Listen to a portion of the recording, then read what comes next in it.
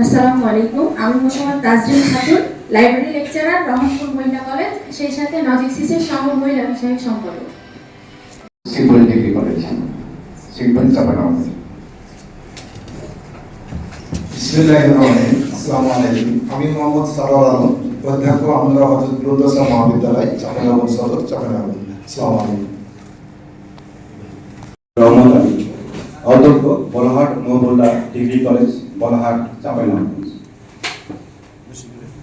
আসসালামু আলাইকুম। আমি মোহাম্মদ একরামুল হক, অধ্যক্ষ শাহবাগ হোসেন ডিগ্রি কলেজ, সিদ্ধপুর, চাঁপাইনবাবগঞ্জ। আসসালামু আলাইকুম। আমি মোহাম্মদ ইনামুল হক, অধ্যক্ষ বিশেষ শহীদ ক্যাপ্টেন মহিউদ্দিন জাহাঙ্গীর কলেজ, সিদ্ধপুর, চাঁপাইনবাবগঞ্জ। আসসালামু আলাইকুম। আমি মোহাম্মদ রবিউল আউয়াল, আমাদের শীর্ষের নির্বাচিত সদস্যবৃন্দ, সাংবাদিকবৃন্দ, আসসালামু আলাইকুম।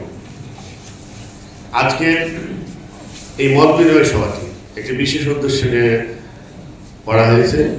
আমাদের মাননীয় সংস্কৃতি, জাতির সমাজ ব্যবস্থা, রাষ্ট্র ব্যবস্থা সবগুলো ঘিরে একটা শিক্ষা ব্যবস্থা দাঁড় করানো উচিত, কিন্তু আমাদের শিক্ষা ব্যবস্থা কিছু নেই।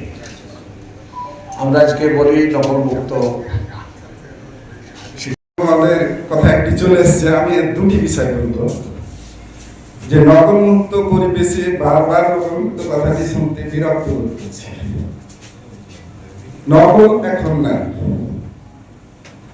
যে সিস্টেমে পরীক্ষা হচ্ছে তাতে নকল আগে থেকেই নাই, কিন্তু এমসিকিউ পদ্ধতি যখন থেকে হয়েছে তখন থেকে যারা ইনভেস্টিগেটর আছেন তাদের ছাড়াও একজন কেন্দ্রের ভারপ্রাপ্ত কর্মকর্তা বা কেন্দ্র সচিব, তারা তার কন্ট্রোল রুমে বসেও মনিটর দেখে কিছুটা আজ করতে পারবেন বা বুঝতে পারবেন যে কোন রুমে পরীক্ষার উপর কেমন হচ্ছে।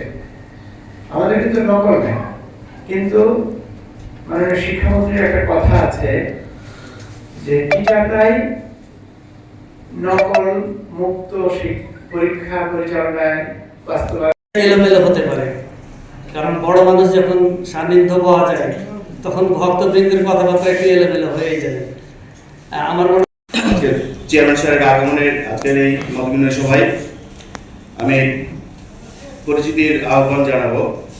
আমাদের এখানে একটা কর্ডলেস মাইক্রোফোন আছে। আমি সম্মানিত অধ্যক্ষ বৃন্দকে